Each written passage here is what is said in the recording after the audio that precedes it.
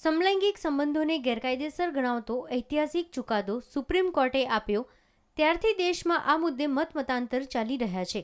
આ જ મુદ્દે આપણી સાથે છે સ્વાવલંબી ચુવાર ટ્રસ્ટ મેનેજર અને સમલૈંગિક સંબંધોની ઝુંબેશ ચલાવનાર ફાલ્ગુનીબેન પ્રજાપતિ. તો આવો જાણીએ સુપ્રીમ કોર્ટે આપેલા ચુકાદા પર તેમના મંતવ્યો અમારા સંવાદદાતા પ્રકાશ રાવલ સાથેની વાતચીતમાં. દર્શક મિત્રો, ગઈકાલે સુપ્રીમ કોર્ટે સમલૈંગિક સંબંધો વિશે એક ચુકાદો આપ્યો છે. આ ચુકાદાના બહુ ઘેરા પ્રત્યાઘાતો પડ્યા છે.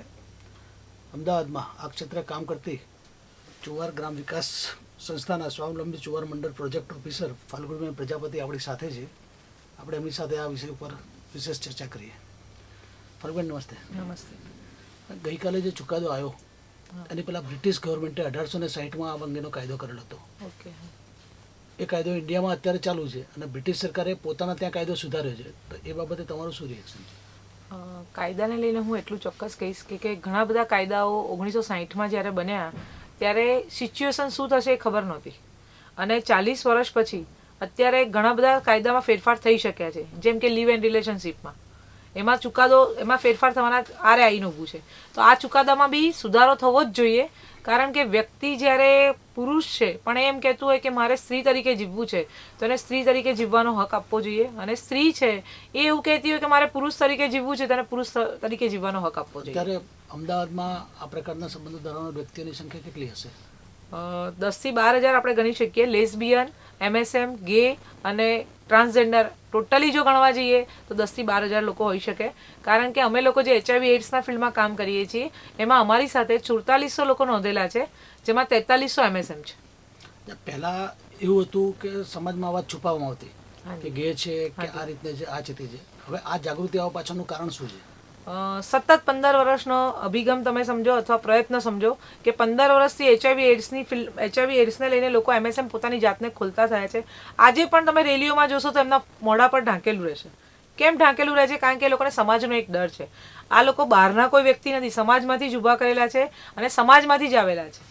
જો આ કાયદાની થોડીક પણ છૂટછાટ મળી હોત તો જે એ લોકો આખી પોતાની લાઈફમાં સફર કરી રહ્યા છે એ સફરમાંથી બહાર નીકળી શક્યા હોત. સુપ્રીમ કોર્ટે ચુકાદો આપીને હાથ અદ્ધર કરી દીધા છે અને એને સંસદ ઉપર જોડી દીધું છે. સંસદ જો ધારશે તો આ 377 કલમ રદ કરી અથવા તો એમાં સુધારો કરીને પૂરું કરી શકે. તો સંસદ ઉપર પ્રેશર લાવવા માટે તમે કોઈ આગામી કાર્યક્રમો કે કઈ રજૂઆતો કરવાના? અત્યાર સુધી અમે લોકોએ જે આવી રીતના રેલીઓ કાઢી છે, ગે પરેડ કાઢ્યા છે, એ લોકોના હક માટે કાઢ્યા છે. મને હજુ સડનલી કાલે જાણ થઈ છે કે 1 ફેબ્રુઆરીએ હમસફર ટ્રસ્ટ બોમ્બેથી એક રેલી નીકળવાની છે અને જેમાં આ કાયદાને ફરીવાર માન્યતા મળે એની લડત શરૂ કરવાના છે. એ લોકોના પ્રયત્નો અટકવાના છે નહીં. વારંવાર આ પ્રયત્નો ચાલુ રાખી, જેમ ગાંધીજીએ એ લોકો એમ કહે છે કે ગાંધીજીએ આઝાદી મેળવી એવી રીતના અમે અમારા હકો મેળવીને જ રહીશું. તમને ધારો કે આ જે સંખ્યા છે એ અમદાવાદ શહેરના જનરલી તમે કહી શકો કયા કયા વિસ્તારમાં હશે લોકો? એવું ના કહી શકું, કારણ કે હું કદાચ તમારા સુધી આ વસ્તુ મૂકી દઈશ, સમાજ સુધી મૂકી દઈશ, કાલે એ લોકો ત્યાં ઊભા રહેવાનું એ લોકોને બંધ કરાવી દેશે. સોરી. પણ આ લોકો ધારો કે એક ઘરમાં અથવા એક રૂમમાં જે કંઈ કરતા હોય પણ જાહેર જગ્યાએ આવી રીતે કરતા હોય એની સામે લોકોનો વિરોધ છે કે કયા પ્રકારે વિરોધ છે? એ લોકો ક્યારેય કોઈ દિવસ કોઈને જાહેરમાં જોવા મળ્યા જ નથી. કોઈએ મોઢા ખુલ્લા રાખીને જોયા જ નથી. એક સમજી લો, કોઈને ક્યાંય બાહ્ય દ્રષ્ટિએ ક્યાંય કોઈને જોયા નથી. આ લોકોને વિરોધ એવું છે કે એક સ્ત્રી છે એ એક પુરુષ તરીકે ના જીવવી જોઈએ, એક પુરુષ છે એમ ના કહેવું જોઈએ, એક સ્ત્રી તરીકે જીવવું જોઈએ. એ લોકોની બધી જ જગ્યાએ પ્રોબ્લેમ આવી રહ્યા છે. વોટર કાર્ડ કાઢવા છે, એ લોકોનું ID પ્રૂફ, પોતે વ્યક્તિ છે, વ્યક્તિ સ્ત્રી તરીકે જન્મી છે તો સ્ત્રી તરીકે જ મોટી થવી જોઈએ. એના માટે થઈને એ લોકોને એફિડેવિટ કરાવવું પડે છે. આપણે અમદાવાદની અંદર 300 થી 350 લોકોના વોટર કાર્ડ કલેક્ટર જોડે, પોલીસ જોડે, બધાની જોડે એડવોકેસી કરી અને 300 લોકોના વોટર ID એમના નામથી થર્ડ જેન્ડરમાં સમાવેશ કરીને કઢાવી શક્યા છીએ. પણ ક્યારે? વારંવાર પ્રયત્નોથી. જો આ વસ્તુ પહેલેથી થઈ જાય તો આપણે ક્યાંય પ્રયત્નો કરવાની જરૂર ના રહે. તમારું કહેવું એવું છે કે એમને કાયદામાં જ જો વ્યવસ્થિત રીતે સમાવી લેવામાં આવે તો ક્યાંય તકલીફ ના પડે. જેમ કે પાસપોર્ટમાં, આજે પાસપોર્ટમાં વ્યક્તિ જઈને કહે છે કે હું TG છું, તો એને TG તરીકે સમાવવામાં આવે છે. તો એવી રીતે બધી જ જગ્યાએ જો સમાવેશ થઈ જાય તો કોઈ તકલીફ ના પડે. હવે સ્થાનિક લેવલે આ બાબતે કોઈ રજૂઆતો કે કોઈ કાર્યક્રમ કે રેલી કે એવું કંઈ તમારું કોઈ આયોજન કરવું હોય નજીકના ભવિષ્યમાં? અમદાવાદ લેવલ અમે અત્યારે કશું નથી કરવાના.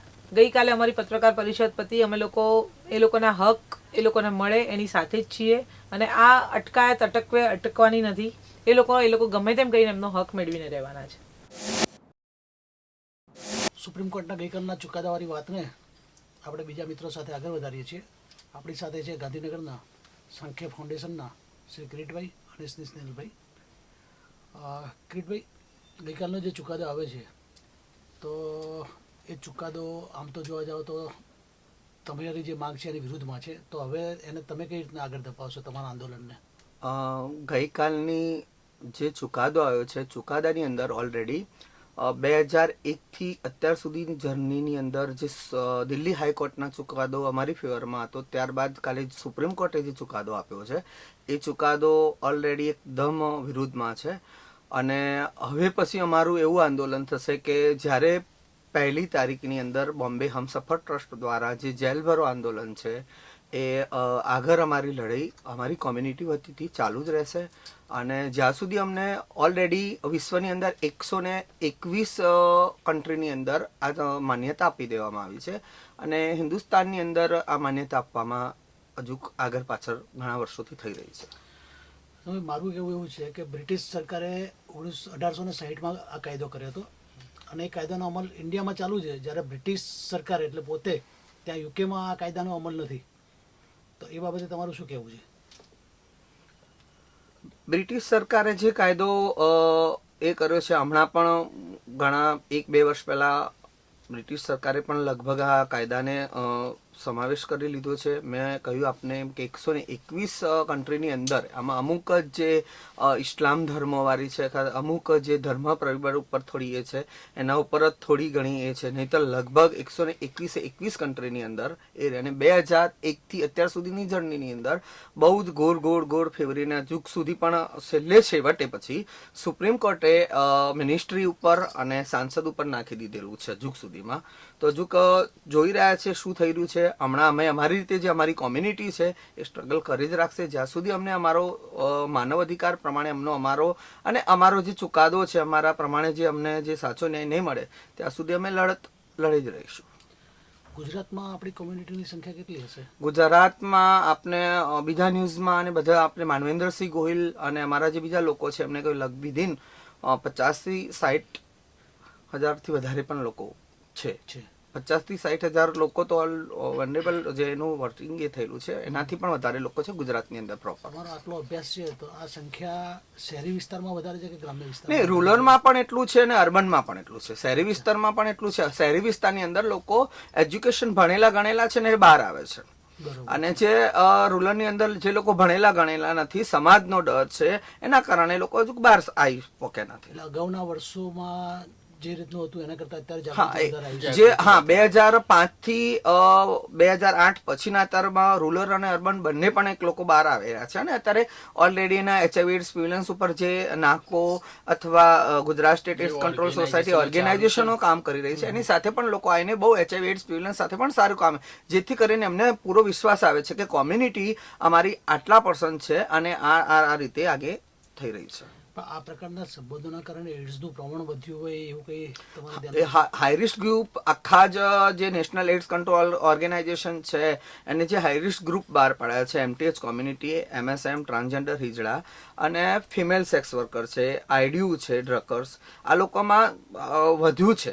પણ જ્યારે આ લોકોનું નીડ્સ અને જે એમનું વર્જેશન કરવામાં નહોતું આવ્યું, ત્યારે સર્વે કરવામાં નહોતું આવ્યું, જ્યારે અમને પૂરી બેઝિક સર્વિસીસ નહોતી મળતી ત્યારે પ્રમાણ. પણ છેલ્લા અમે જોઈ રહ્યા છીએ 2008 પછીમાં ઘણા ટકા HIV એડ્સ પ્રિવેલન્સ પાછું ગયું છે.